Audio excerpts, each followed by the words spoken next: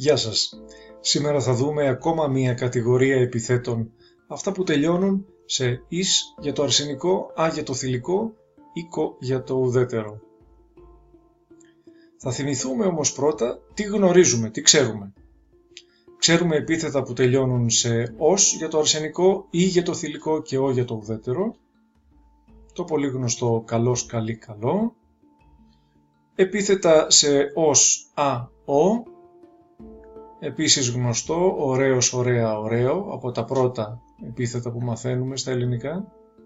Επίθετα σε «ης» ή «α», «η», προσοχή είναι εδώ με «ύψιλον» στο αρσενικό, «ύψιλον» στο ουδέτερο, όπως ο βαθύς ή βαθιά, το βαθύ. Επίθετα σε «ης» ή «α», «η», αλλά αυτή τη φορά με «ήτα» για το αρσενικό και «γιώτα» για το ουδέτερο.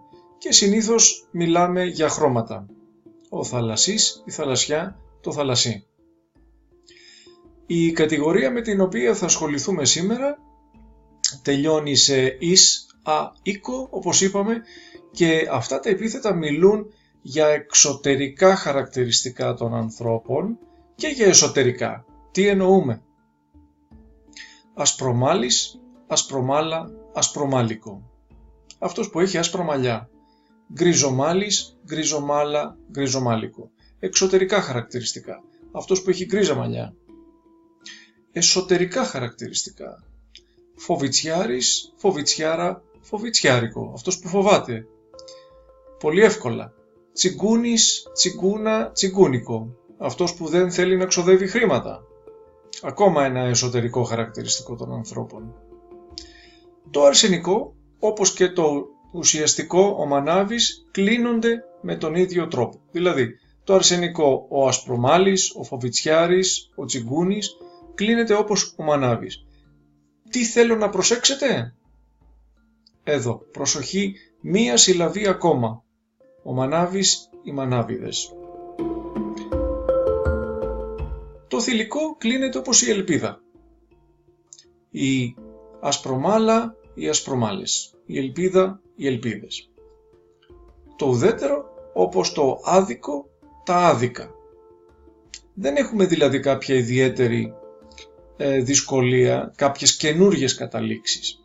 Αυτό που θέλω όμως να προσέξουμε είναι ότι αυτά τα επίθετα σε «ης» είναι κάπως δύσκολο να καταλάβουμε αν το θηλυκό κάνει «α» και το ουδέτερο κάνει «οίκο».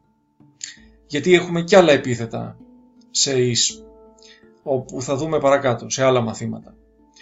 Θέλω να σας πω ότι αυτά τα επίθετα που μιλάμε σήμερα, για τα οποία μιλάμε σήμερα, θα παρατηρήσετε, αν δείτε στο λεξικό σας, ότι τελειώνουν σε «ρις» και σε «λις» τα περισσότερα.